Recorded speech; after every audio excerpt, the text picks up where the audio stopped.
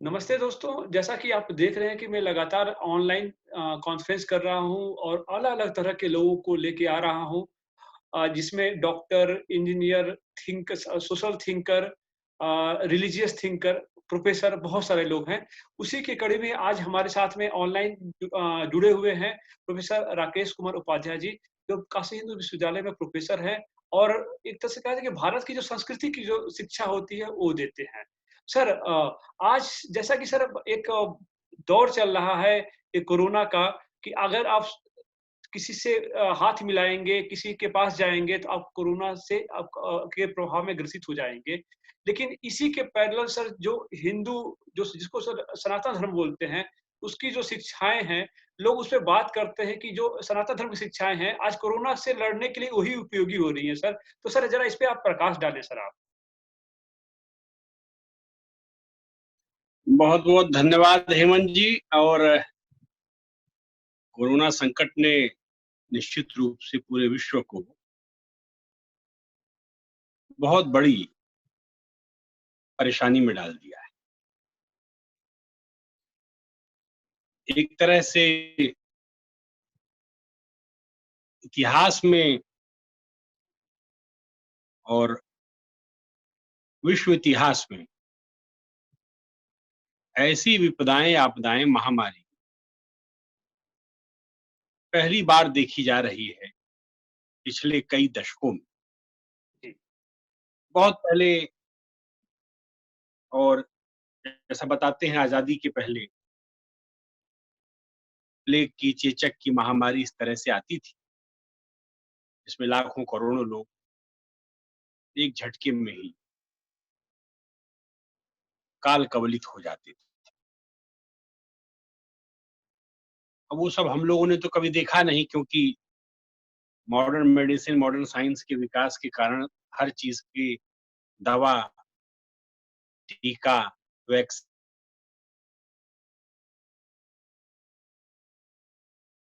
लेकिन ऐसा नहीं है कि ये पहली बार ही है। हमारी स्मृति में तो पहली बार दिख रहा है। लेकिन हमारा जो सिस्टम है, जीवन जीने का अभ्यास है भारत में, उसको देखकर अब लगता है कि इन सब चीज़ों से हमारे पुरखे गुज़र चुके थे। इसलिए उन्होंने अपने दैनिक जीवन में, आचार-विचार में, व्यवहार में उन सभी बातों को जोड़ दिया, उनका समावेश किया, जिनसे मनुष्य जीवन की सुरक्षा होती है, जिससे आप रोग व्याधियों से दूर रहते हैं, जिससे आपका शरीर का जो प्रतिरोधी तंत्र है, जिसको इम्यून सिस्टम कहते हैं, वो आपका मजबूत रहता है। शरीर के चारों ओर एक रक्षा कवच का निर्माण कर देना, ये हमारे जीवन व्यवहार में, हमारी व्यवस्था के प्रत्येक बिंदु में सबसे ज़्यादा गहराई से देखा गया। इसलिए जो धर्म का विषय है, धर्म के विषय में जो आचार, विचार और अपने संस्कार के साथ चारों ओर के वातावरण की स्वच्छता को, साफ-सफाई को सबसे ज़्यादा महत्व दिया गया। ये जो स्वच्छता है, हाइजीन है, सैनिटेशन है, कोई भी नाम उसको आप दे दीजिए। ये धर्म की और आध्यात्मिक जीवन की, भारतीय समाज संरचना में, धार्मिक संरचना में, उसकी ग्रामीण व्यवस्था में, नगरीय व्यवस्था में वो उसकी पहली सीढ़ी है कि हम अपने आचार-विचार की भी स्वच्छता रखें, व्यवहार की भी शुचिता रखें और जैसा भीतर स्वच्छ रहें, वैसे ही बाहर भी स्वच्छ रहें। धर्म के 10 लक्षणों में ये जो शुचिता है, इसको सबसे ज़्यादा महत्व दिया गया। धृति क्षमा दमो अस्तेयम शौचम इंद्रिय निग्रह धीर विद्या सत्यम अक्रोधो दशकम धर्म लक्षणम। धर्म के जो 10 लक्षण कहे गए, उनमें जो साफ सफाई वाली चीज है, ये साफ सफाई बाहर भी होनी चाहिए, यानी शरीर की भी साफ सफाई चाहिए, अपने वातावरण पर्यावरण की भी स्वच्छता चाहिए, और भीतर मन और विचार की, वाणी की, वाणी भी पवित्र होनी चाहिए, मन भी शुद्ध होना चाहिए, और विचार जो पनपते हैं वहां से ही ये शुद्धि प्रक्रिया शुरू हो जाती है। और इसलिए आप देखेंगे कि आपस में मिलने का ढंग ये परंपरा से प्राप्त है कि दूर से ही प्रणाम कर लेना, आपस में दूरी बनाकर रखना। सोशल डिस्टेंसिंग शब्द तो ठीक नहीं, जी, लेकिन ये जो पर्सनल आइसोलेशन है या इंडिविजुअल डिस्टेंसिंग है, ये शब्द ज्यादा अच्छा है। यानी व्यक्तिगत रूप से हमें आ, व्यवहार करते समय किसी भी प्रकार का सामाजिक या पारिवारिक दूरी बनाकर रखने का अभ्यास पहले से करना चाहिए। हम लोगों ने अपने जीवन में देखा है, व्यक्तिगत अनुभव में बचपन में देखा है कि जब हम लोग छोटे थे, जी, तो विशेष रूप से जहाँ रसोई बनती थी, जी, वहां आसपास जा नहीं सकते थे। रसोई की दहलीज के भीतर आप कदम नहीं रख सकते, कैसी भी रसोई थी। जी, और उस रसोई की जो स्वच्छता थी, रोज सुबह उसकी साफ सफाई, अब जैसा भी विधान की देसी गाय के गोबर से जी, सारी रसोई लीपी जाती थी, लीपते थे उसको गोमूत्र से और आ, देसी गाय के गोबर से। उस समय का जो नेचुरल सैनिटाइजर था वो तो गोमूत्र था, देसी गाय का गोमूत्र आज भी है। आज भी आप गांव में चले जाइए, वनवासी क्षेत्र में चले जाइए, तो देसी गाय के गोबर और गोमूत्र को वो लोग बड़ा महत्व देते हैं अपने जीवन में।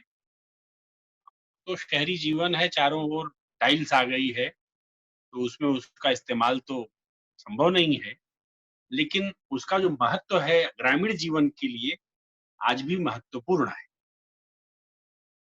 तो ये प्रक्रिया घर से प्रारंभ होती थी और आपस में कार्य करते समय सामान्य रूप से, अनावश्यक रूप से एक दूसरे के समीप जाने की चेष्टा नहीं करते थे।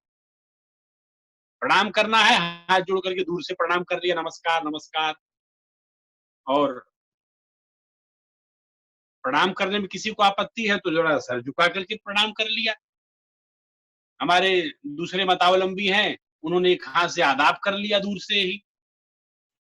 लेकिन अपनी वैज्ञानिक पद्धति है, हाथ जोड़ना सबसे अच्छा है, क्योंकि उससे तुरंत आपके आपका जो भाव है वह भी जुड़ जाता है।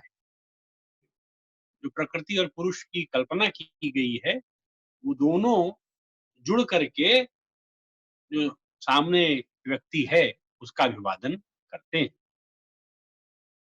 तो एक बात तो ये है। दूसरी बात है, खान पान का विचार किया है। खान पान में हमारे हमारी संपूर्ण सामाजिक व्यवस्था में हमारे मन को भी आनंद दे, हमारे शरीर को स्वस्थ रखे, जो हमारी रसनेन्द्रिय है उसको संतुष्ट करे, रसास्वादन जिसको कहा है, उसका पूरा आयुर्वेद में विस्तृत वर्णन है। क्या खाना क्या नहीं खाना, जी, उसके विधि विधि निषेध है। मौसम के अनुसार किस प्रकार का व्यवहार करना, जो हमारा भोजन है, भेषज है, वस्त्र है, इन सब की बात हमारे हमारी परंपरा में हमको सिखाई गई है। तो ये भोजन है, नियमित व्यायाम है, नित्य स्नान है, जी, यानी व्यायाम, आसन तो ये हमको करना ही है, जी, शरीर को स्वस्थ रखने के लिए, हमारी प्रतिरोधक क्षमता को बढ़ाने के लिए। उसमें जो सबसे महत्वपूर्ण बात है कि संसार के अन्य देशों में रोज नहाने की प्रवृत्ति इस प्रकार से नहीं है जिस प्रकार से भारत में देखने को मिलती। जी, एकदम सही बात बोला आपने। जी, कश्मीर से कन्याकुमारी तक जी, और पूरा नॉर्थ ईस्ट से लेकर के आप क्षेत्र है, इस विशाल अ, भूभाग में समाज में नित्य स्नान की पद्धति है। रोज नहाते हैं, मजदूर भी है, शाम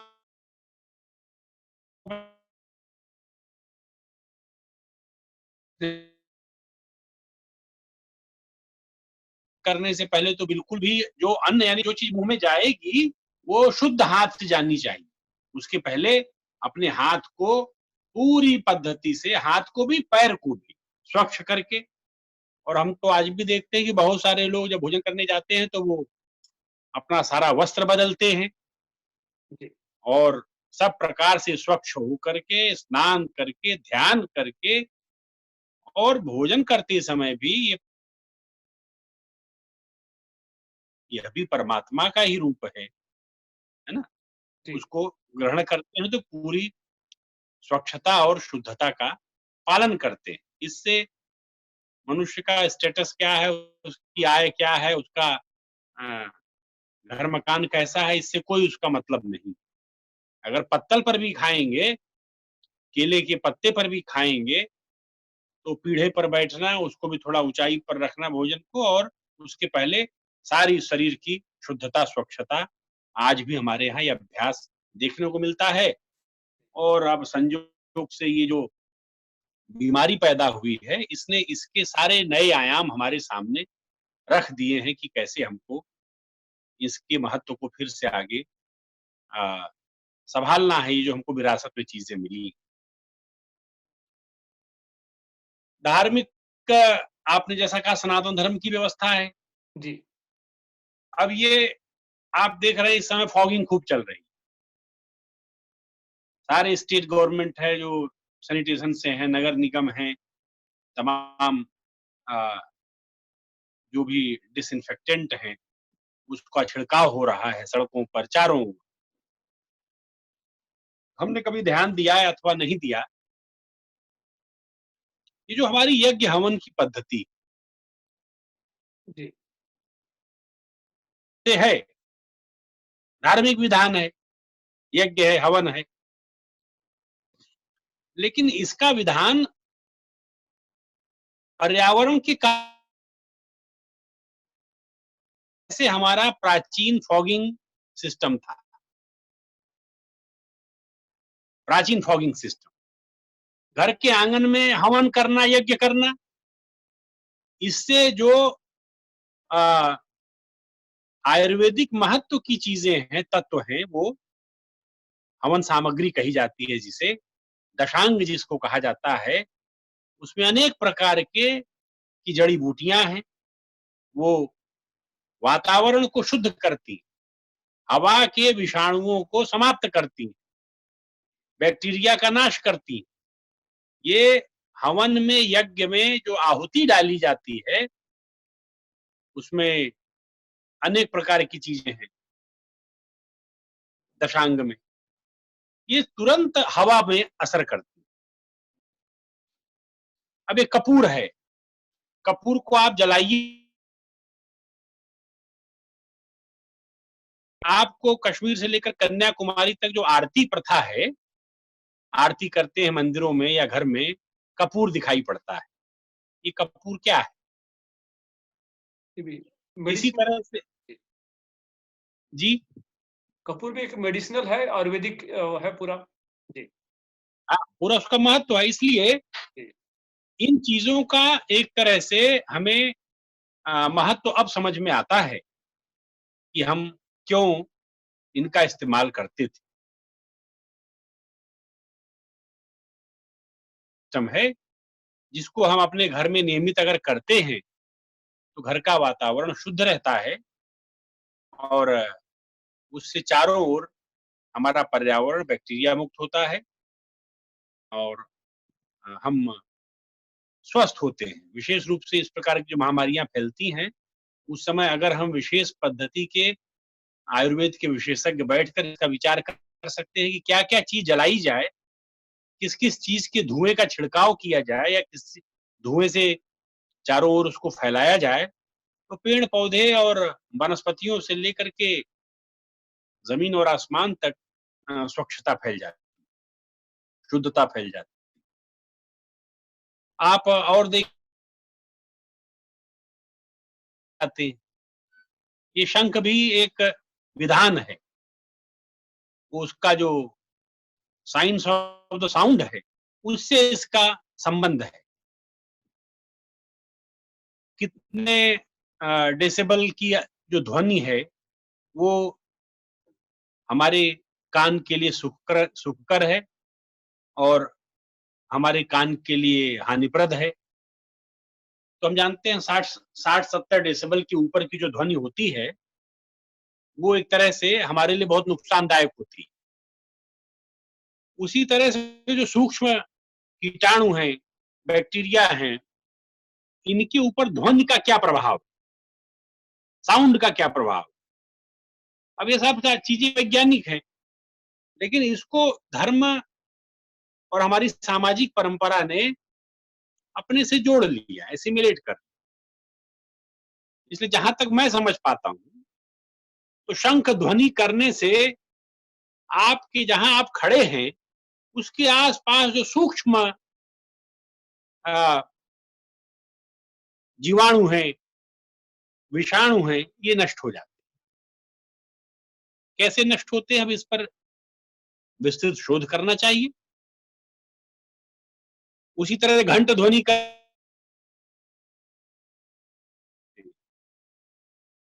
मंदिर में जाते ही पहला काम किया, वो घंटा बजा दिया।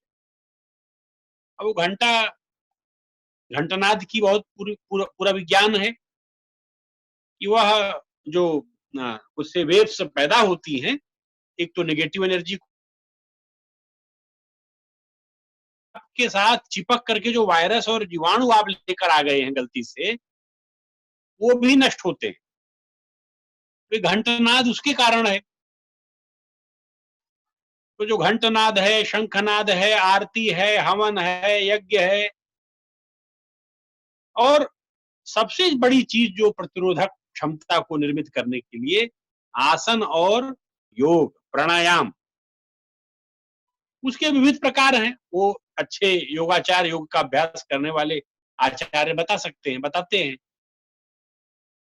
और उसको स्ट्रेंथन करने के लिए, मजबूत करने के लिए आयुर्वेद की औषधियों का इस्तेमाल। अब तो सब लोग कह रहे हैं कि भाई हल्दी की जो उपयोगिता है, वो अब विश्व ने समझ ली है। हल्दी, हमारी हर चीज में हल्दी, भारतीय लोक जीवन में जी, हल्दी। जी, शादी-ब्याह आप सब कुछ में कहना शादी-ब्याह सारे फेस्टिवल में भी हल्दी का प्रयोग किया जाता है। जी, हल्दी, अक्षत, दूर्वा, दही, देसी घी गाय का, पंचगव्य, जिसमें गाय का दूध है, गाय के दूध से बनने वाली दही है, गाय का देसी घी है, गोघृत जिसको कहते हैं, गोमय है, और गोमूत्र है। इन सब के अनुपान की विधि आयुर्वेद के ग्रंथों में वर्णित, इससे क्या असर होता है। अब हमने इसको अपने जीवन में बहुत सारी चीजों को रखा, बहुत सारी चीजों को छोड़ दिया, लेकिन हल्दी ने हमारा साथ नहीं छोड़ा। हल्दी हमारे विवाह में आप देखिए कि स्त्री पुरुष दोनों के संबंध के पूर्व, विवाह से पूर्व, दोनों का 7 दिनों तक हल्दी स्नान चलता है।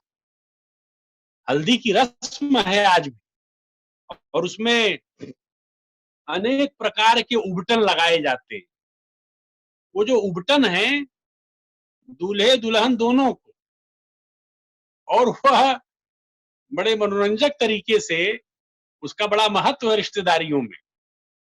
अरे हल्दी लगल कि नहीं लगी, ऐसा लोग, हम जी, लोगों का जो पूर्वांचल का समाज है बनारस का, जी, उसको भिन्न प्रकार से ही वर्णित करता है। तो वो जी, हल्दी हल्दी लगना लगाना भी है, हल्दी को खाना भी है, और हल्दी का जो टीका है, हल्दी चंदन है, हल्दी से ये जो आपने देखा है कि जनेऊ पहनते, जी, ये यज्ञोपवीत हमेशा हल्दी में भिगो करके ही प्राचीन समय से पहनने की परंपरा रही। हाँ, उसके सभी सूत्र जो हैं, वो हल्दी में डूबे रहने चाहिए और उसके बाद उसको पहनना चाहिए। अब आज ऐसा करेंगे तब तो कपड़ा ही रंगीन हो जाएगा। जी, जी, जी, अगर अच्छे तरीके से सुखा लिया जाता है, तो वो उसका बड़ा उपयोग होता है। और ऐसा जो य यज्ञोपवीत होता है, हर 10 दिन में बदल देना चाहिए। हर 10 दिन, 15 दिन पर नया पहनना, और हल्दी में ही डालकर। तो आप समझिए, वो हल्दी में आप यज्ञोपवीत जो पहनते हैं, तो एक सुरक्षा घेरा आपके शरीर के चारों ओर वो यज्ञोपवीत पैदा करता है। ये जो आप रक्षा सूत्र पहनते हैं, ये रक्षा सूत्र पहनने की बड़ी विधि रही है। इसमें भी हल्दी है, जी, और इसको भी पहले तो जनेऊ में भी और इस रक्षा सूत्र में भी एक छोटी-सी पोटली बाँध के लटकी रहती थी। जी, वो पोटली क्या थी? तो वो पोटली आयुर्वेद के विशेषज्ञ तैयार करते थे। आपके शरीर में कोई रोग व्याधि तो नहीं है, कोई समस्या तो नहीं है, तो उससे जुड़े जो मेडिसिन हैं, उसमें कुछ लौंग है, कपूर है, हल्दी है, ये तमाम चीज़ों को लेकर के बाँध दिया। अब उससे एक सेंट हमेशा शरीर के चारों ओर निकलती रहती। उसमें बहुत सारे तरीके, तो ये शरीर को शुद्ध रखने के ही उपाय थे। शरीर को कैसे शुद्ध रखना है, जो सूक्ष्म जगत में हमें नुकसान पहुंचाने वाले कीटाणु हैं, जीवाणु हैं, विषाणु हैं, इनसे हमको कैसे शरीर को बचाकर चलना है, ये सारी विधियां धार्मिक रूप से, आध्यात्मिक रूप से मान्य की गई हैं भारतीय परंपरा में, और आज भी इसका व्यवहार हम देखते हैं। ऐसा नहीं है ये खत्म हो गया है। बड़े पैमाने पर, चाहे शहर हैं, चाहे गांव हैं, चाहे जंगल हैं, चाहे पहाड़ हैं, वहाँ रहने वाले सब लोग इन बातों को समझते हैं। अपनी जो घर के आसपास पैदा होने वाली वनस्पतियाँ हैं, आयुर्वेदिक महत्व की वनस्पतियाँ हैं, उनका इस्तेमाल करके शरीर को कैसे स्वस्थ रखना है, और उसका जो धार्मिक विधान में उपयोग है, ये सब बातें शरीर को स्वस्थ रखने के लिए ही निर्मित हुई हैं। ये हमको अच्छी तरह समझ लेना चाहिए। जी। सर, इसमें एक प्रश्न यहाँ पे आता है, जो हमारी जो वैदिक परंपरा थी, जो हमारी जो सनातन धर्म की परंपरा थी, जैसे कि आपने बताया हल्दी का, हवन का और अन्य आयुर्वेदिक चीज़ों का उपयोग करने का, वो धीरे-धीरे विलुप्त हो गया। उसको पहले गुरुकुलों से जुड़ा जाता था, जैसे जब हम पढ़ने जाते थे, हम गुरुकुल में जाते थे, तो औषधि प्रयोग की जो परंपरा हमें सिखाई जाती थी। तो क्या अभी की जो सरकार है, क्या इस पे कुछ उसको कुछ काम करना चाहिए या नहीं सर? फिर से जो आयुर्वेदिक जो शिक्षा है, बच्चों के उसमें डालने के लिए शुरू से सर? देखिए, अभी तो प्रधानमंत्री जी ने मन की बात में जी, विशेष रूप से इस बात का उल्लेख किया है कि हमारे जो आयुर्वेद के विशेषज्ञ हैं, जी, संसार के सामने अपनी धरोहर को रखें, जी, और उस भाषा में रखें जिस भाषा में संसार समझता है, जी, यानी उसको वैज्ञानिक भाषा में प्रस्तुत किया। हमारी परंपरा में जो विशेष रूप से भारतीय ज्ञान परंपरा है, जी, देखिए मंदिर एक विशेष चीज है। हमारी मंदिर की कल्पना आती कहाँ से? हमने सबसे पहले शरीर को ही मंदिर माना है। ये शरीर क्या है? ये परमात्मा का मंदिर है। जी। इस मंदिर के भीतर कौन रहता है? इसका जो गर्भगृह है, हृदय स्थान है, या उसका जो मस्तिष्क का स्थान है, उसमें जो ज्योति रूप परमात्मा है, वह निवास करता है। इसलिए वह शुद्ध है, बुद्ध है, सच्चिदानंद है, चैतन्य रूप है। वो प्योर है। जो प्योर है, उसमें आप कुछ भी इम्प्योर ले जाएंगे, अशुद्ध ले जाएंगे, तो इस शरीर को वो प्योर छोड़ देगा। इसका विज्ञान यही है। शुद्ध को अशुद्ध से मत मिलाइए। शरीर में जो रह रहा है वह शुद्ध है, हर शरीर में। इसलिए उस शरीर की अपना एक स्ट्रक्चर है। सात्विक है, राजसिक है, तामसिक है, सत, रज, तम। इन तीनों गुणों का जो शोध है, अनुसंधान है, ये भारतीय परंपरा ने किया है। वात है, पित्त है, कफ है। इसको आयुर्वेद ने रोगों का कारण माना है, इसके संतुलन को। उसी तरह से शरीर के भीतर जो विकृतियां आती हैं, वह सत, रज, तम, इनके असंतुलन से आती। सात्विक शरीर है, लेकिन आपने अपने स्वभाव से उसके भीतर लगातार तामसिकता भर दी है, तो वो शरीर टिकेगा नहीं। उसी तरह से राजसिक है, राजसिक शरीर की आवश्यकता उस अनुरूप होती है। तामसिक पिंड जिस शरीर का है, उसकी आवश्यकता उसके अनुरूप होती है। लेकिन इन सब का जो लक्ष्य होता है कि हमें अपने शरीर को शुद्ध रखना है। तो मनसा वाचा कर्मणा, मन से, वचन से, कर्म से हमें शुद्ध आचरण करना, शुद्ध विचार करना और शुद्ध चीजों को ग्रहण करना। अगर शुद्ध को ग्रहण नहीं करेंगे तो मैंने जैसा कहा, वह जो मंदिर के भीतर परमात्मा विराजमान है, जिसके कारण ये शरीर काम कर रहा है, वह शरीर छोड़कर अन्यत्र चले जाते हैं, यानी शरीर रोगग्रस्त हो जाता है। उस शरीर को ठीक रखने के लिए ही सारा विधान है। तो उसका समय से उठना है, समय से उनका जलपान है, समय से उनका योग है, दिनचर्या है, आसन है, व्यायाम है, स्नान है, समय से उनका भोजन है, आहार विहार, ये सब प्रकार समयबद्ध होना चाहिए। जो आपने कहा हमारे शिक्षा में बात कैसे आ सकती है, सरकार इसमें क्या करेगी? तो हमारी परंपरा में जो शिक्षा है, वो अभी परमात्मा से ही जुड़ी हुई है। जो गुरुकुल है हमारा। अब उत्तर भारत में देखने को तो कम मिलता है, लेकिन दक्षिण भारत में आप देखेंगे तो, और तमाम स्थानों पर धीरे धीरे हर गुरुकुल के साथ मंदिर है ना? हमारे काशी हिंदू विश्वविद्यालय में आप देखिए, उसके मध्य में विशाल मंदिर है।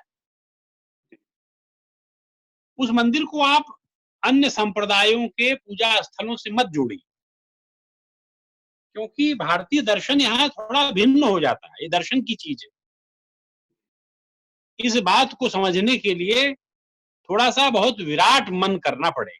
इसको समझना उतना कठिन नहीं है, लेकिन इतनी चीजों को हमने कॉम्प्लेक्स कर रखा है कि हम उसको समझना चाहते नहीं, इसलिए हम उसको दूसरी दिशा में मोड़ देते हैं।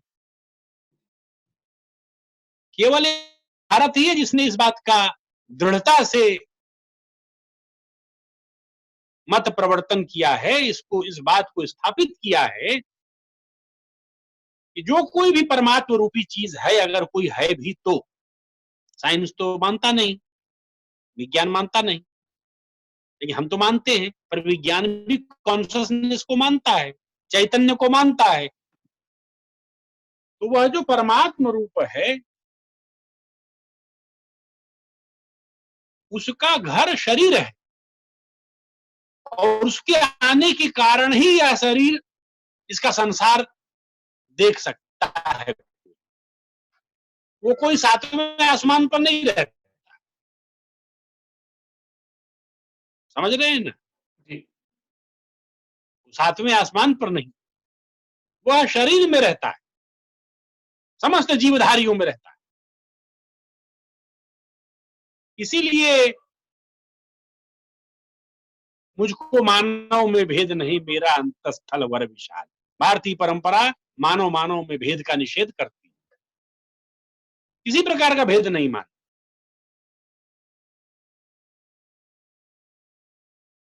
यानी मनुष्य में तात्विक विचार की दृष्टि से उसके अंदर जो जीवन है, जो जीवधारी है, उसमें भेद नहीं। भेद जो आता है वह गुणों के आधार पर, सात्विक, राजसिक, तामसिक, पिंड के आधार पर जी, है ना, उसके आधार पर है। इस आधार पर नहीं है। परमात्मा तो सब में है। तो सबका विचार करना, सबके जीवन का, सबकी कुशलता का, सबके विकास का, सबके रोजगार का, सबकी जरूरतों का, सबकी खुशी का, सबकी प्रसन्नता का, भारतीय शिक्षा परंपरा। इसलिए गुरुकुल के साथ मंदिर भी है, लेकिन क्या केवल मंदिर है? उसके साथ व्यायामशाला भी है, योगशाला भी है, वैद्यशाला, आयुर्वेद भी है। हर मंदिर के साथ धर्मशाला है। बाहर से लोग आते हैं थके मादे, उनके स्नान की, रहने की व्यवस्था, और जो मंदिर में दर्शन करने के लिए आता है उसको प्रसाद की व्यवस्था, उसके निःशुल्क एक तरह से भोज प्रसाद की व्यवस्था भी करना उस मंदिर की जिम्मेदारी है। मंदिर भगवान का है, तो जो बच्चे आ रहे हैं, शिक्षा की व्यवस्था, उनकी पढ़ाई लिखाई। तो आप ये देखिए कि भारतीय जो सनातन व्यवस्था है वो कैसे मंदिर से इंस्पायर होती है। वो अलग नहीं है। इसलिए भारतीय शिक्षा जो है, चर अचर इस संपूर्ण जगत में, जो श्लोक आया है, ईशावास्यमिदं सर्वम यत् किंचित जगत्याम जगत तेन त्यक्तेन भुंजीथा मां हृदय कस्यस्मित् धनम। जी, सब रूपों में परमात्मा है, जाने किस रूप में हमें मिल जाए। इसलिए जो हमारे सामने इसीलिए कहा अतिथि देवो भव। जी, अतिथि क्या है? पता नहीं, परमात्मा आ गए हो। तो इस प्रकार का इतना गहरा विचार करके सब व्यवस्थाएं इस भारत भूमि में खड़ी हुई थी। रोटी रोजगार भी, ये मशीन आधारित रोटी रोजगार तो वेस्टर्न कॉन्सेप्ट के कारण आ गया। भारतीय परंपरा ने हर व्यक्ति की प्रतिभा के आधार पर उस शरीर से जो उत्पादन हो सकता है, उसकी ट्रेनिंग, उसकी व्यवस्था, प्रशिक्षण, उसके दरवाजे पर ही कैसे हो, इसका विचार किया। जो जहां पैदा हुआ है उसके रोटी रोजगार की प्राथमिक व्यवस्था वहीं पर होनी चाहिए। उसकी शिक्षा की व्यवस्था उसके दरवाजे पर होनी चाहिए। दरवाजे पर यानी उसके ग्राम क्षेत्र के आसपास। आपने जो है स्कूल बना दिया 20 किलोमीटर दूर, बस लगा दी, ट्रैफिक जाम है, 1 घंटा 1.5 घंटा बच्चे को आने में लगता है, 1.5 घंटा जाने में लगता है। उसके समय का भी, उसके संस्कृति का, उसके मानसिक विकास का, उसके भीतर जो उमड़ घुमड़ कर भावनाएं चलती हैं, उन सबको आपने कैसा जकड़ दिया, यानी इस नई व्यवस्था ने। तो उसकी जो स्कूलिंग है, उसकी जो परवरिश है, और दूसरी बात, सबसे महत्वपूर्ण बात जो है, निःशुल्क शिक्षा। भारतीय परंपरा कभी भी किसी भी बच्चे से 1 पैसा शुल्क लेना स्वीकार नहीं करती, जब तक वो पढ़ना चाहता है। आप उससे पैसा नहीं ले सकते। हेमंत जी, जी। सर पैसा यानी जो फीस, हाँ, जी, नहीं आपने सही बात बोला। जी, इसके बाद मैं दूसरा क्वेश्चन करता हूँ। जी, इसको खत्म करें। मैं इसके बाद में मैं एक मेरा एक जिज्ञासा दूसरा प्रश्न की है, ये खत्म होती है मैं पूछता हूँ सर दूसरी बात। जी, हेलो? हाँ, तो यह जो भारतीय शिक्षा परंपरा है, जी, भारतीय ज्ञान परंपरा, जी, ये सब धर्म और आध्यात्मिकता से आपस में अंतः संबंधित है, इंटर रिलेटेड है। जी, जब आप किसी को एक से दूर करते हैं, तो आप बहुत बड़े आदर्श को, बहुत बड़े एक तरह से सांस्कृतिक जुड़ाव को समाप्त करते हैं, जी। आप डिस्कनेक्ट कर देते हैं। और डिस्कनेक्ट कर हो जाने के कारण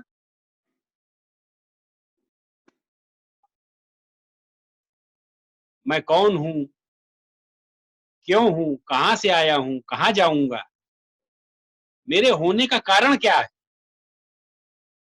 ये जो मूलभूत प्रश्न हैं, इनका उत्तर सारा जीवन बीत जाता है, मिल नहीं पाता है।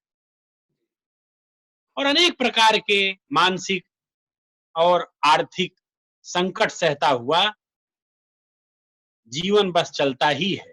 उस जीवन का आनंद जीवन से दूर हो जाता जी। सर है। जीवन का, जी, सर आप बताएं। एक महत्वपूर्ण प्रश्न है। जैसे कि हमारे भारत जो है नदियों का देश है, हम नदियों को माँ के रूप में मानते हैं।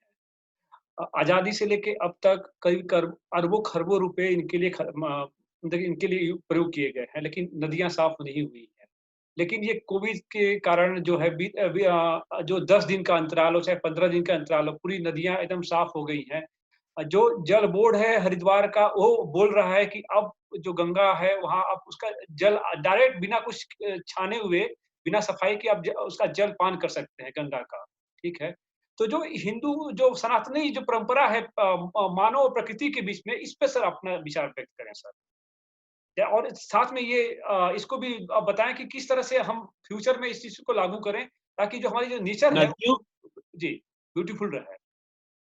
नदियों को ही माँ नहीं माना है, जी, हमने इस संपूर्ण पृथ्वी को ही माँ माना जी। है ना? वसुधैव ये कुटुंबकम की बात भी करते हैं सर हम। वो इसी कारण से जी, कण कण में जब उस परमात्मा को देखते हैं, तो हम अपने को किसी को अपने से अलग नहीं मान सकते। जी, इस संपूर्ण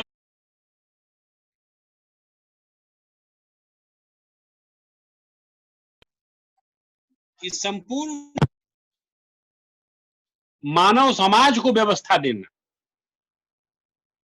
मानव समाज को व्यवस्था दे करके ये सारे जो हैं, जन को व्यवस्था दी, जंगल है, जमीन है, पशु हैं, जानवर हैं, जीव हैं, इनको भी व्यवस्था देना, पर्यावरण प्रकृति की रक्षा और इनका जो आपस का संतुलित चक्र है, उसकी रक्षा। पृथ्वी के अंदर ये गुण है कि पृथ्वी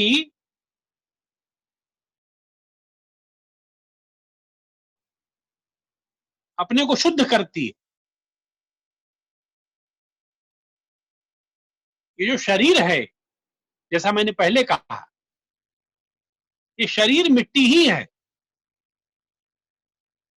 मिट्टी का प्योरेस्ट फॉर्म है। ये शरीर मिट्टी से बनता है, मिट्टी का उत्कर्ष है। हमारे पूरी जो साहित्य परंपरा है सनातन व्यवस्था के अंदर, उसने इसको बहुत सुंदर तरीके से परिभाषित किया है। ये शरीर मिट्टी का उत्कर्ष है। मिट्टी अपने अपने को शरीर रूप में परिवर्तित करती है ना? उसके भीतर जो अव्यक्त है, क्यों करती है परिवर्तित? अव्यक्त को व्यक्त करने के लिए। जो अनमैनिफेस्टेड है उसको मैनिफेस्ट करने के लिए।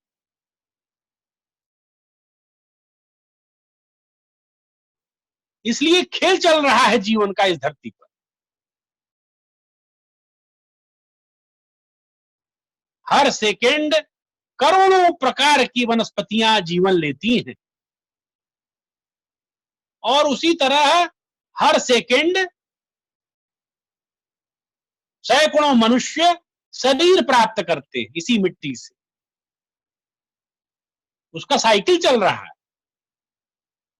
और हर सेकेंड सैकड़ों लोग इस मिट्टी में मिल भी जाते हैं। जो कोरोना वायरस आया है, इससे डर क्यों लग रहा है?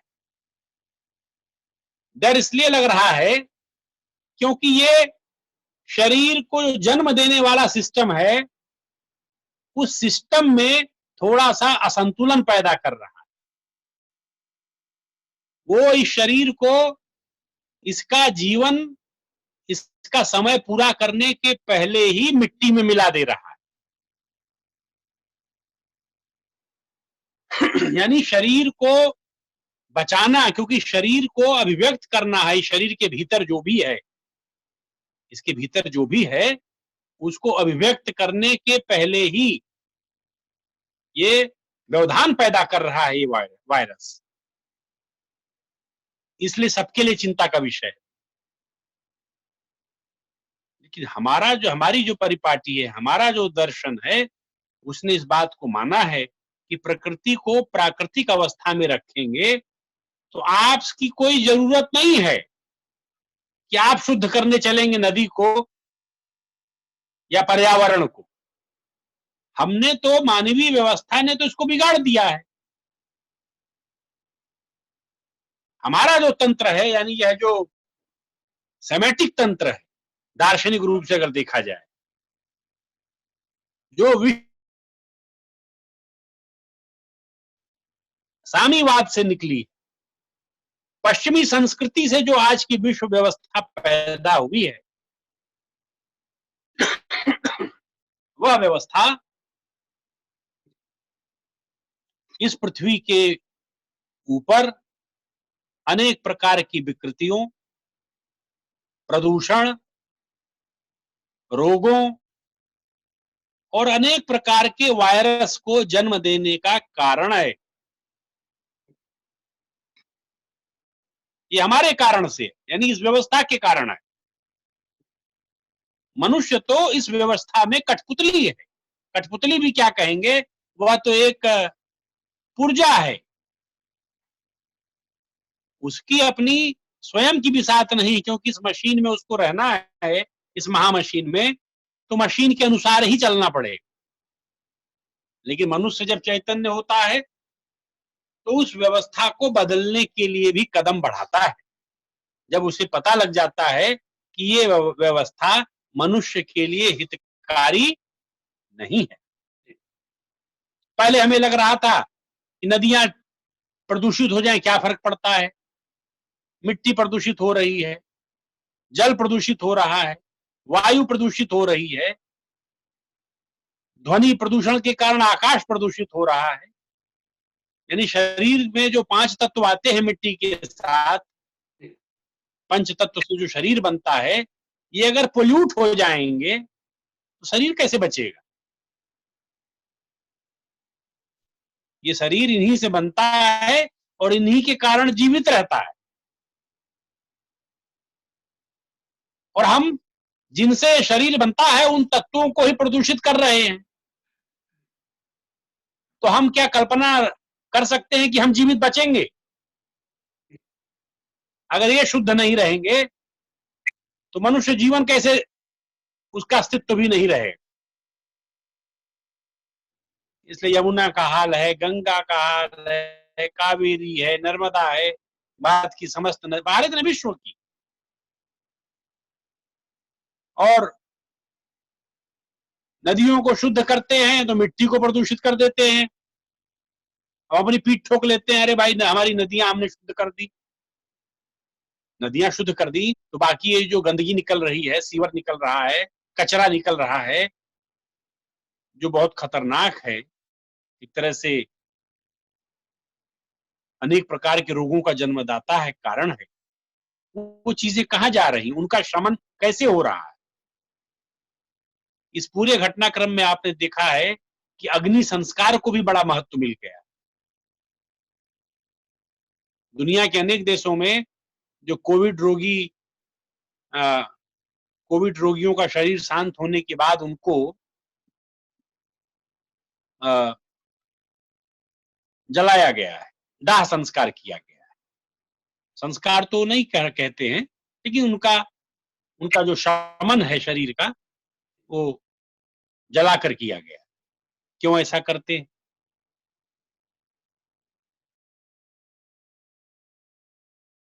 चलती रहेगी, फिर से पनप जाएगी।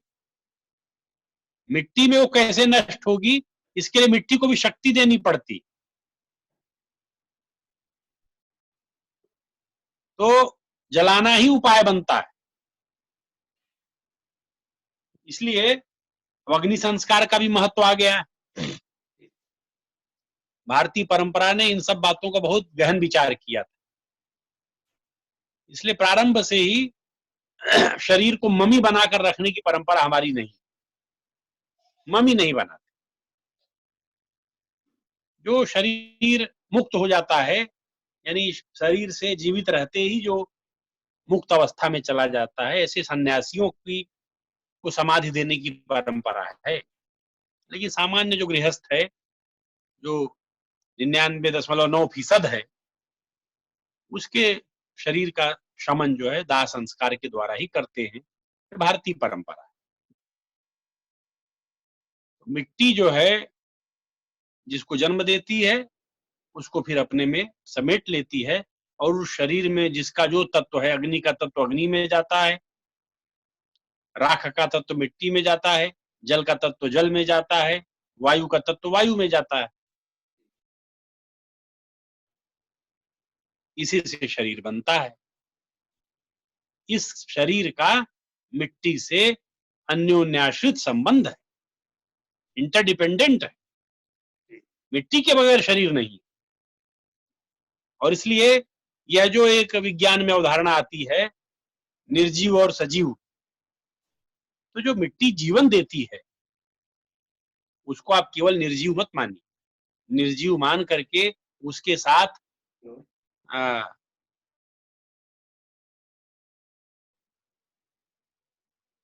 आप मिट्टी में जो भी डालेंगे, मिट्टी को मां मान करके डालिए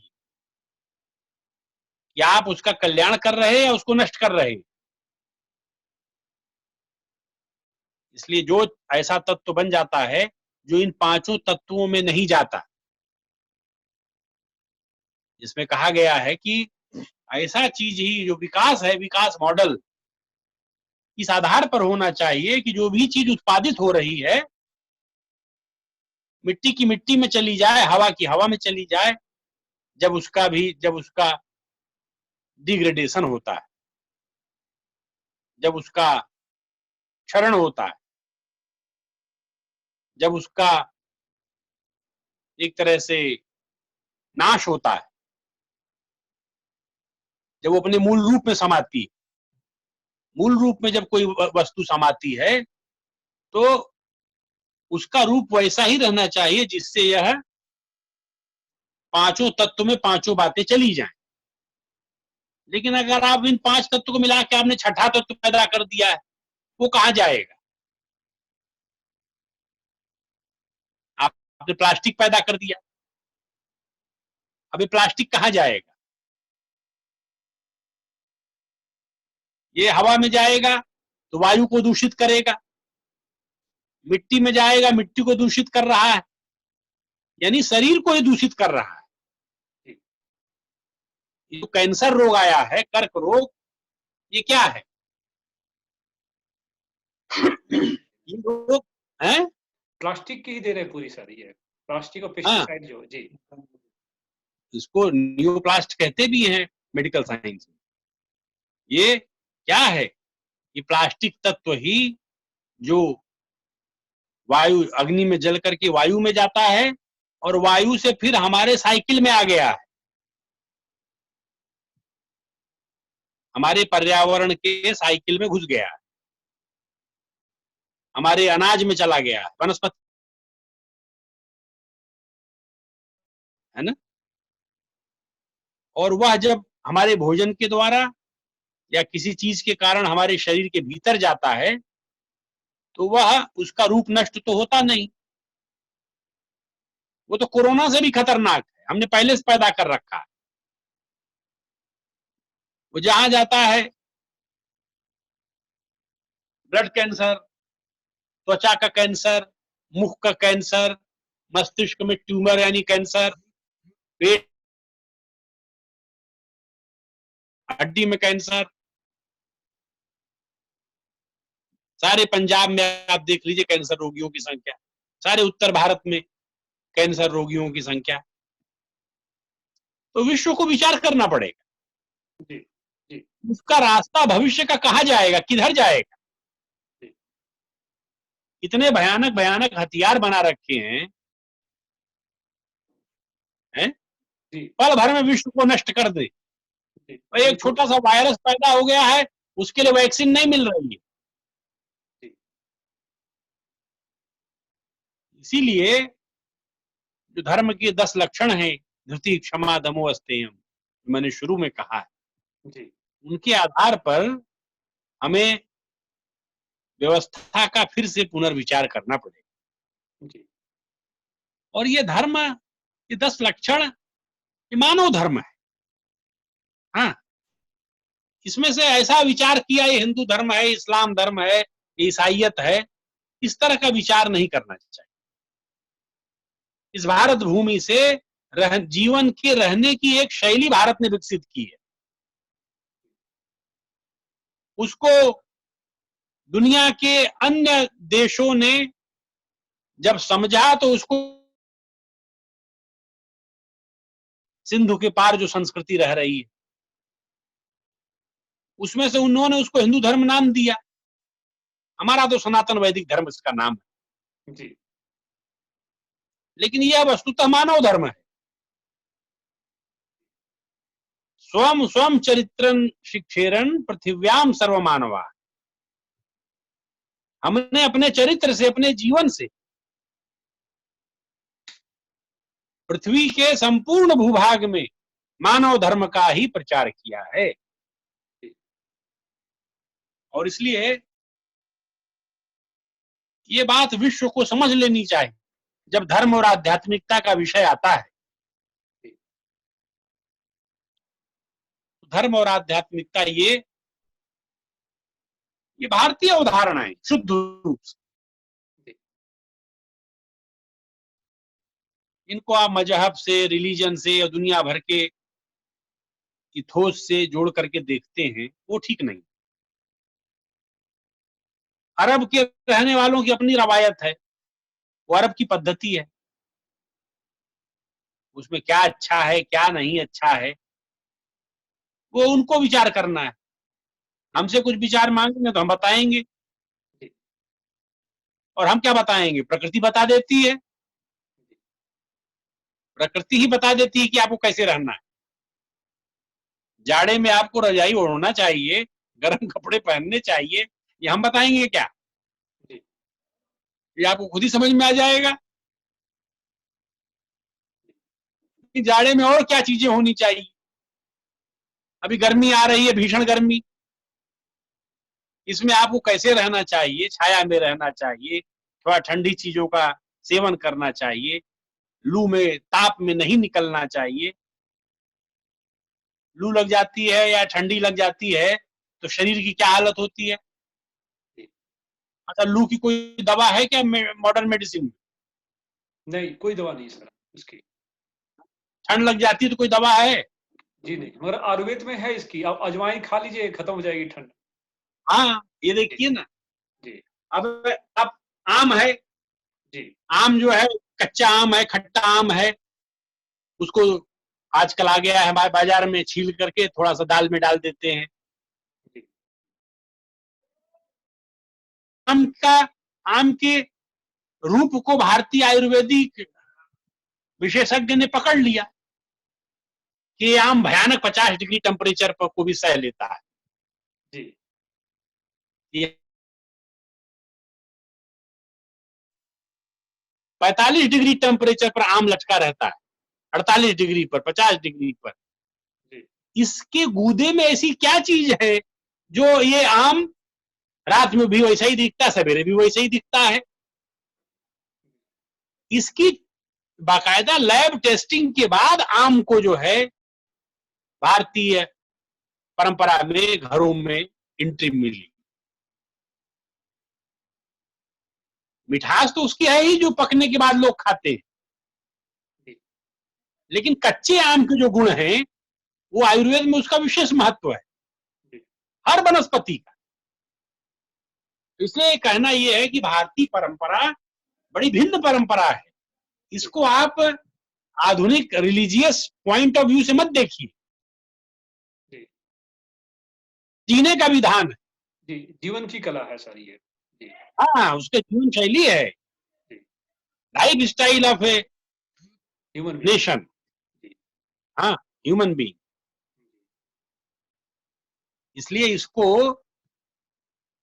मैंने जैसा आपको कहा, ये शरीर एक मंदिर है, परमात्मा का साक्षात स्थान है, इसको पहचान लेना है। कुछ लोग जीवन भर नहीं पहचान पाते,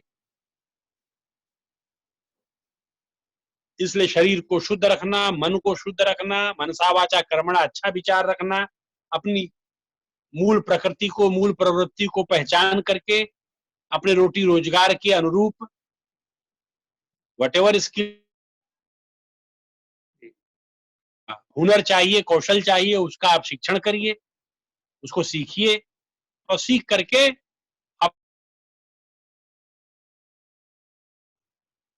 कुछ उद्यम क्रिएट कर देना, अपना कुछ साधन रोजगार का, शरीर निर्वाह का साधन विकसित कर लेना, और जो आपने सीखा है, जिससे सीखा है, उसको सीखने की व्यवस्था को भी स्ट्रेंथन करना, ताकि नई पीढ़ी को भी ट्रेनिंग मिलती चले। और ऐसा करते हुए अपने पर्यावरण को शुद्ध रखना,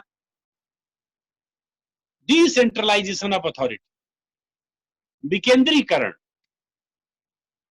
सत्ता का विकेंद्रीकरण। प्रधानमंत्री को कहना पड़ रहा है कि गमछा पहनिए। अरे भाई, हैं? क्यों कहना पड़ रहा है? क्यों कहीं ना कहीं हमने अपनी चीजें छोड़ दी।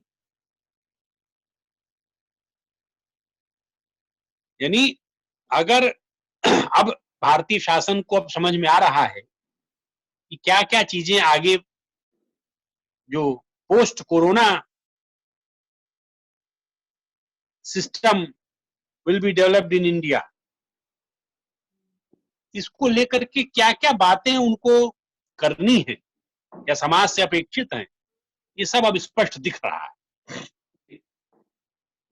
ग्रामीण व्यवस्था, और जैसा प्रधानमंत्री जी ने कहा कि स्वावलंबी, यानी आज समय आ गया है कि हम आत्मनिर्भर बन जाएं। गांव का सब्जी है, गांव का दूध है, गांव का अनाज है, उन सारी चीजों का उत्पादन गांव में होता है, और गांव में रोटी रोजगार की व्यवस्था हो जाए, छोटा मोटा वैद्यशाला, चिकित्सालय खुल जाए, उसमें जो वैद्यकीय करने वाले लोग हैं वहीं के हों, बाहर से बुलाने की क्या जरूरत है, अच्छे शिक्षक वहीं के हों, उस गांव में विद्यालय अच्छा चले,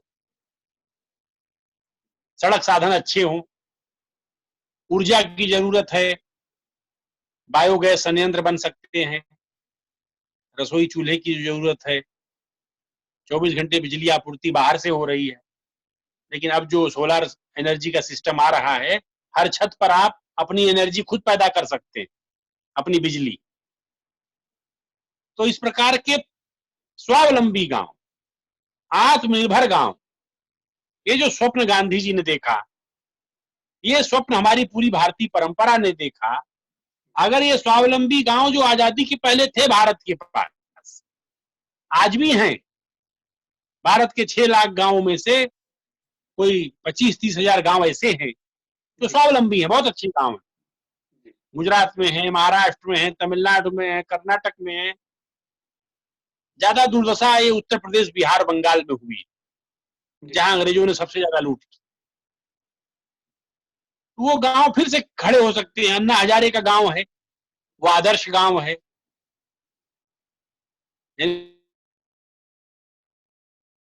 50,000 रुपए से कम हो, 40,000 रुपए से कम।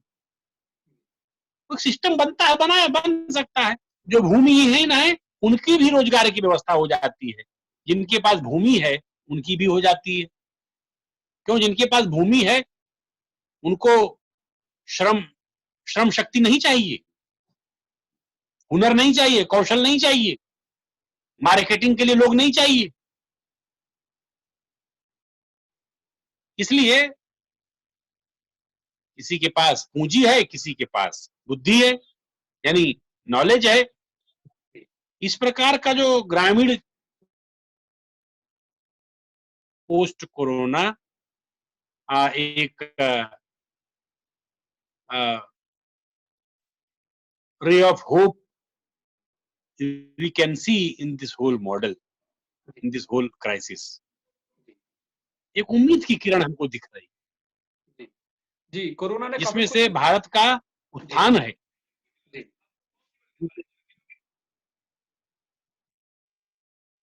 री इमर्जेंस ऑफ इंडिया जी, और ये वैल्यू बेस्ड इंडिया है, मूल्य आधारित। सर मैं कहना ये जो कोरोना है ये पूरी एक नई संस्कृति, मतलब जो पुरानी संस्कृति को एक नया रूप देने का प्रयास कर रहा है। और एक जो काम इंसान ने प्रकृति के लिए नहीं किया, आज कोरोना ने खुद प्रकृति को अपना काम करने के लिए मजबूर कर रही है। उसका एक अच्छा परिणाम देखने को आ रहा है।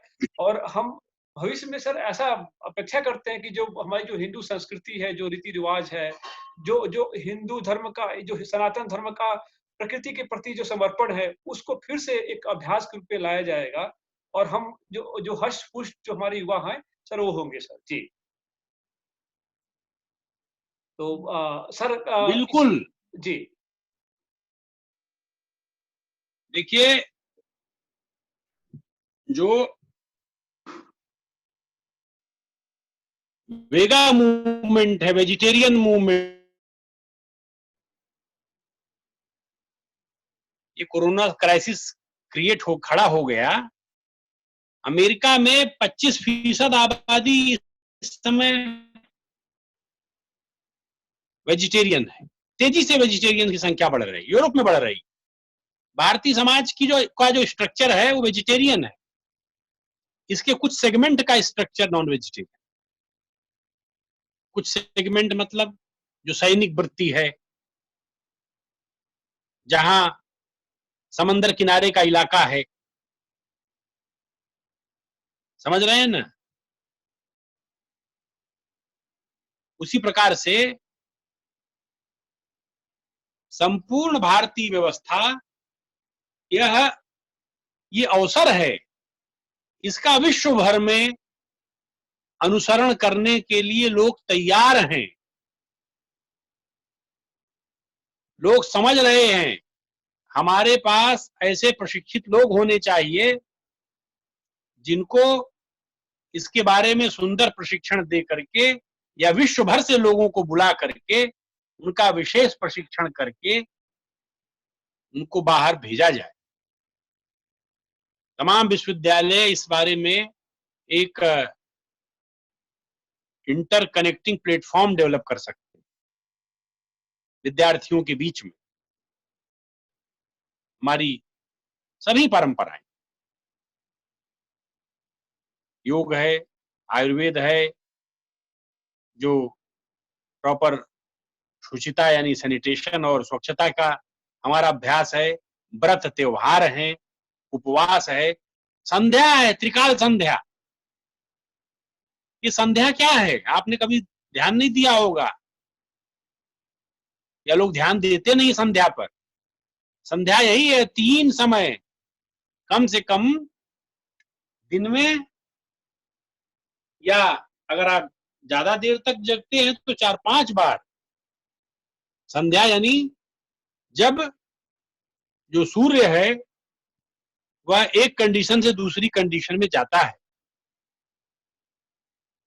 सबसे पहले उषा काल होता है, यानी जब बिल्कुल गहरी अंधेरी रात से, जिसको ब्रह्म बेला आपने कहा, प्रातः काल है, यानी अंधेरी रात हटती है, पौ फटती है, केसरिया एक सिंदूरी माहौल हो जाता है आकाश का। उसके बाद ये माहौल हटता है जब सूर्य उगता है साक्षात। तो ये दो, संध्या तो उसी समय है, संध्या यानी शाम नहीं, संध्या यानी संधि, जो संधि बेला है। उसी तरह से फिर दोपहर का समय है, फिर अपराह्न का समय है, फिर सायंकाल का समय है। ऐसे समय में अपने शरीर को स्वच्छ करके ध्यान के लिए बैठ जाना, जहां भी है 5 मिनट का काम रहता है। शरीर को हाथ पैर धो करके स्वच्छ करके शरीर को, और ध्यान के लिए बैठना। उसमें गायत्री मंत्र का जाप करते हैं। गायत्री मंत्र का जाप क्या है? ये केवल साधारण प्रार्थना है, पर उसका असर बड़ा असाधारण है। प्रार्थना है कि हे भगवान सूर्य, है ना, हमको मेधा, तेज, बल, शक्ति प्रदान करो। प्रकाश की आराधना है। प्रकाश क्या है? वो जो बाहर प्रकाश है वो भीतर ज्ञान है ना। हमको ज्ञान प्राप्त हो। किसका ज्ञान? आत्मज्ञान। वो मैंने बता दिया पहले ही आपको। आत्मज्ञान जब हो जाता है तो अपने आप जीवन एक पटरी पर आ जाता है। और उसके इस शरीर की रक्षा के लिए जितने प्रकार के आयाम जो आइडेंटिफाइड हैं और जो वेल प्रूव्ड हैं, वेल रिसर्च्ड हैं, जिसमें शाकाहार भी है, जिसमें आयुर्वेद भी है, जिसमें नित्य स्नान, ध्यान, टहलना, संध्या वंदन, जो सैनिटरी का पालन करना है, आसपास के इलाके को सैनिटाइज रखना है। पहले तो आपको ध्यान हो, बैठ करके मूत्र विसर्जन करते थे, है ना। जी यहां सर। तक इतना। सर इस पे मैं ऐड करना चाहूंगा, आज भी प्रोस्टेट जब बढ़ा होता है तो डॉक्टर कहते हैं कि आप बैठकर ही करिए। इस पे डॉक्टर भी बोलते हैं सर इस बात पे। उसका कारण है ना, जी। आज भी रोगी है, उसको आप खड़े होकर पेशाब करा सकते हैं क्या? बहुत मुश्किल हो जाएगी उसको। खैर, अब सिस्टम आ गया है, सब प्रकार से लोग चिंता कर रहे हैं। तो ये भारतीय परंपरा के जितने आयाम हैं, इनको देखते हुए इस कोरोना क्राइसिस के से निपटने में भी मदद मिल सकती है। और भविष्य में कोई ऐसा संकट अगर आ जाए, और जैसा वैज्ञानिक जगत कह रहा है, आगे चल करके ये सिम्टम और भयानक होंगे, और भी कई वायरस आ सकते हैं। इसके जो जियो पॉलिटिकल रेमिफिकेशंस हैं वो भी हमको दिख रहे हैं। जी। एक तरह से जैविक हथियारों की होड़ दुनिया में पैदा हुई।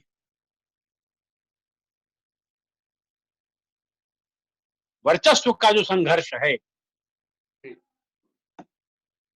तो जैविक हथियार आज एक पैदा हुआ है, कल दूसरा पैदा हो जाएगा। जी। तो एक लंबी लड़ाई है ये, एक लंबा युद्ध है, एक लंबा संकट मानवता के सामने, भीषण संकट। आज कोरोना के रूप में आया है, कल किसी दूसरे रोने के रूप में आएगा। क्योंकि अगर जैसी की आशंका है, अमेरिका, जर्मनी, ब्रिटेन, तमाम देश इसकी आशंका प्रकट कर रहे हैं कि चाइना में जो ये वुहान में वायरस आया है, ये वायरस नेचुरल प्रोसेस से नहीं आया है, ये अननेचुरल है। इसके पीछे कोई गहरी साजिश है, इसके पीछे कोई एक्सपेरिमेंट है। और जो केमिस्ट्री के नोबेल लॉरेट हैं, उन्होंने इसको आशंका जताई है कि ये लैब में पैदा हुआ है।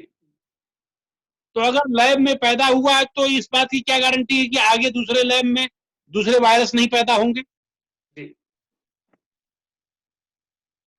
और अगर वो वायरस पैदा किए गए तो कहने का मतलब ये है कि हमें उस व्यवस्था की ओर अब कदम बढ़ाने हैं जिसमें आगे ऐसी किसी भी प्रकार की परिस्थिति के लिए हमको सावधान रहना है और अपनी लाइफ स्टाइल को, अपने सारे एम्प्लॉयमेंट के स्ट्रक्चर को, अपने डेवलपमेंट के स्ट्रक्चर को डिसेंट्रलाइज करते हुए, ग्रामीण क्षेत्र को फोकस करते हुए, नगरीय क्षेत्र में भी वर्क फ्रॉम होम, घर से कार्य की विधा को ज्यादा जोर देते हुए जो काम घर से हो सकता है वो घर से ही किया जाए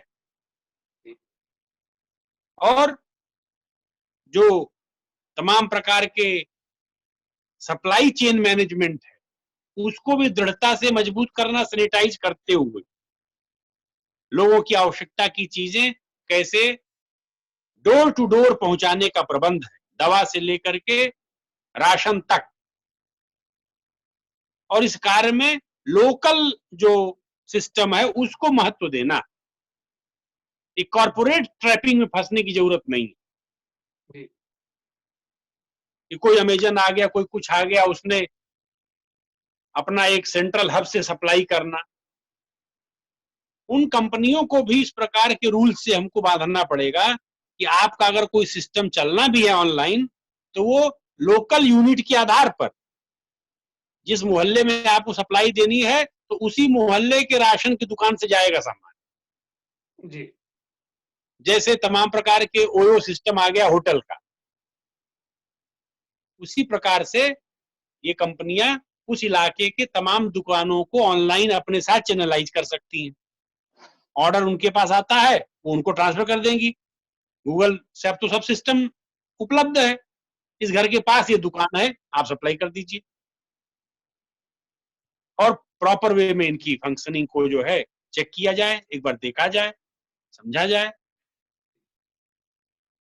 ये एक व्यवस्था का निर्मित करने का प्रयत्न, एक अच्छा सुअवसर आ गया है जी, कि हम अपनी सामाजिक व्यवस्था, अपनी राजनीतिक व्यवस्था, अपनी आर्थिक व्यवस्था, अपनी सांस्कृतिक व्यवस्था, उसके बारे में पुनर्विचार करते हुए ऐसा रूप इसको दे दें कि आगे चल करके कोई संकट आए तो हमको पता ही न चले कि संकट कब आया और कब चला गया, जी, हमारे सिस्टम पर कोई फर्क नहीं पड़ा। ये व्यवस्था निर्मित करने का यही समय है। और इसमें मैं सुनता हूं बहुत सारे लोग जो कहते हैं अरे सब मंदिर बंद हो गए, सब मस्जिद बंद हो गए, चर्च बंद हो गए, कहाँ है ईश्वर, कहाँ परमात्मा। ये सब अत्यंत मूर्खतापूर्ण बातें जिनको सेंसलेस कहा जा सकता है। ये व्यवस्थाएं समय के अनुसार बदलती हैं, बनती हैं। जैसा मैंने कहा कि ध्यान, साधना, अर्चना व्यक्तिगत विषय है, मुक्ति व्यक्तिगत विषय है, सामूहिक विषय नहीं है। आध्यात्मिकता इज ए इंडिविजुअल।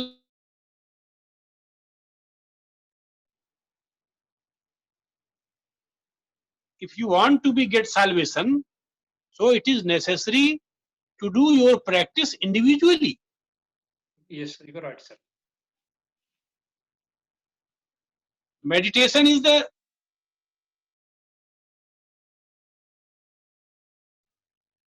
आप समूह में ध्यान करते हैं, अच्छी बात है, Yes, लेकिन वो ध्यान व्यक्ति ही करेगा, जी, व्यक्तिगत है, पूजा व्यक्तिगत है। मेरी पूजा से आपको मुक्ति नहीं मिलेगी। yes, हाँ, आपको मुक्ति तब मिल सकती है जब आपने मुझे दायित्व दिया है और आप उसी प्रकार के ध्यान की भावना में रहते हैं, मैं आपके लिए प्रार्थना कर सकता हूं, ये हो सकता है। लेकिन फिर भी आपको असली मुक्ति तभी मिलेगी जब आप प्रयास करेंगे।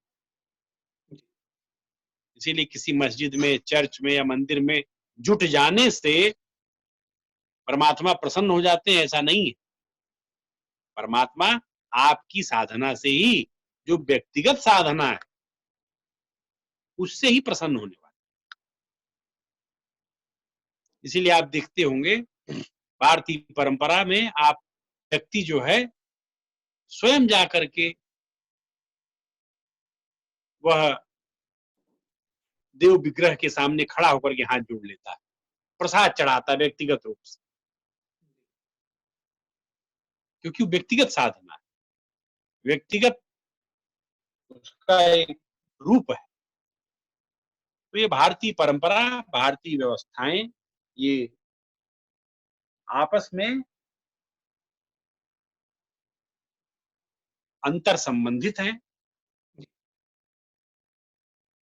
और अंतरावलंबी हैं, स्वावलंबी हैं। पूरे देश में इसकी जो संरचना है वो ऐसी है कि वह अन्योन्याश्रित भी है। इस व्यवस्था को एक अवसर मिला है। मैं इतनी बात कह करके, अगर आपको लगता है कि विषय पूरा हो गया है, नहीं सर, आपने यही मेरा आपने जी, आपने बहुत ही अच्छी जानकारी दी और जो भी श्रोतागण इस वीडियो को सुनेंगे, वो इससे लाभान्वित होंगे और जो जो भारतीय जो परंपरा है, जो एक तरह से जो चकाचौंध की जो दुनिया थी, इसमें धूमिल हो गई थी। लेकिन इत्तेफ़ाक से किन्हीं कारणों से कोविड ने उसको फिर से याद दिलाने का प्रयास किया है और हम अपेक्षा करते हैं कि जो लोग भी इसको सुनेंगे पुनः जो हमारी चाहे अपनी जो खान-पान औषधि की जो बात कही जा रही है, जो आचार, विचार, व्यवहार की जो बात की जा रही है, हम पुनः उस ओर लौटेंगे और एक नया समाज जिसकी परिकल्पना हमारे हमारे पूर्वजों ने किया है, उसको फिर से स्थापित करेंगे। मैं सर इसी इसी वक्तव्य के साथ में सर आपको बहुत-बहुत धन्यवाद देता हूँ। आपने बहुत ही रिलेवेंट बातें बोली हम सबके लिए, युवाओं के लिए, आने वाले भविष्य के लिए और उन तमाम लोगों के लिए जिनको यह मालूम नहीं था, जो अपनी संस्कृति पे, अपनी परंपरा पे हँसा करते थे, मज़ाक उड़ाया करते थे। जी सर, आपको बहुत-बहुत सर धन्यवाद। बहुत-बहुत धन्यवाद सर। बहुत